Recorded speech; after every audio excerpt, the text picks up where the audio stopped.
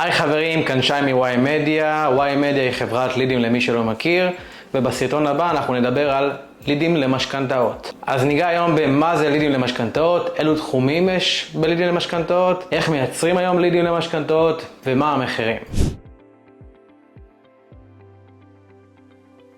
מה זה לידים למשכנתאות?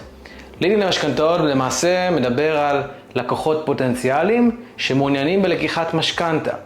חשוב להבדיל בין משכנתה לבין הלוואה רגילה, הלוואת סולו מה שנקרא, לכל מטרה, שכאן מדובר על קמפיין אחר, תראו את המדריך על לידים להלוואות. אז אילו תחומים יש לנו בתוך הנישה של לידים למשכנתאות? הנישה מתחלקת למעשה לשלושה חלקים, משכנתה שהיא נלקחת בדרך כלל מהבנקים, ושם אנחנו מדברים על מחזורי משכנתה, משכנתה חדשה לרכישת דירה, זה תחום אחד. תחום שני, כל העולם הזה של משכנתה חוץ בנקאית, משכנתה לאיחוד הלוואות, משכנתה שנייה לכל מטרה, ומשכנתה למסורבים ופושטי רגל, שזה תחום אחר. התחום האחרון והסופי מדבר על משכנתה לגיל השלישי, משכנתה הפוכה, משכנתה פנסיונית, ששם אנחנו מדברים בקריאיטיבים שונים לגמרי. אחד הדברים שאתם צריכים לעשות לפני שקניתם ליד אחד, היא להבין איזה מהשלושה אתם הולכים לעבוד, עם איזה סוג לקוחות. זה למעשה, על בסיס זה, מתבסס המודל העסקי שלכם. למי מתאים לידים למשכנתאות? לידים למשכנתאות יכול להתאים לכל מי שעוסק בתחום הפיננסי. סוכני ביטוח, אנשים שעוסקים בהחזרי מס ורואי חשבון, אנשים שעוסקים בגיוס אשראי, הלוואות לכל מטרה. כמובן, כל תחום הפנסיוני ותכנון הפרישה, וכמובן בראש ובראשונה ליועצי משכנתאות, חברות מימון וכל העוסקים בגיוס אשראי. מה הם הקשיים בייצור לידים למשכנתאות? אז הקושי המרכזי בייצור לידים למשכנתאות זה עיקרון הבשלות של הלקוח. יכול להיות שיש לו נכס, יכול להיות שהאובליגו שלו לא גבוה, יכול להיות שיש לו הכנסות, ויכול להיות שגם דירוג האשראי שלו תקין.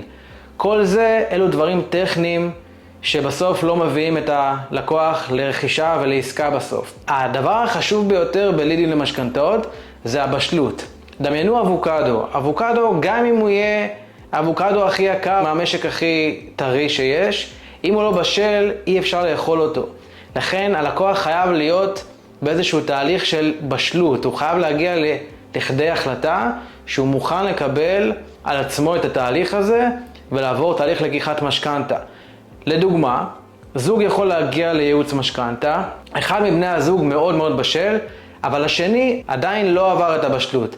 במקרה שכזה, בדרך כלל לא תהיה עסקה. כל עוד זוג הלווים אינו בשל ללקיחת משכנתה, לא תהיה עסקה.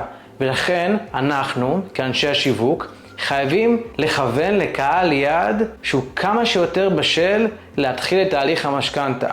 לבחור ביטויים שהם ביטויים שמייצרים מנופי זמן, מנופי לחץ, כדי שהלקוחות יוכלו לקבל החלטה ומהר.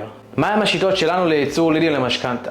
אנחנו היום משתמשים בכל הפלטפורמות לייצור לידים היום ברשת, אם זה פייסבוק, גוגל, טאבולה, אאוטברן, טיק טוק וטוויטר. מה שמשותף לכל תהליכי השיווק, לכל הפאנלים שלנו, שהלקוח עובר איזשהו תהליך חימום. הוא חייב לענות על לפחות 10 שאלות סינון, חייב לוודא שיש לו נכס, חייב לוודא שהוא מבין במה מדובר, ורק אז הוא עובר אליכם, כמובן, בבלעדיות. מחיר לידים למשכנתאות מתחיל ב-100 שקלים לליד. שימו לב, יש מחיר ליד ברוטו ויש מחיר ליד נטו. כשאני מדבר על מחיר לליד, אני מדבר על מחיר שכולל מחיר ליד נטו.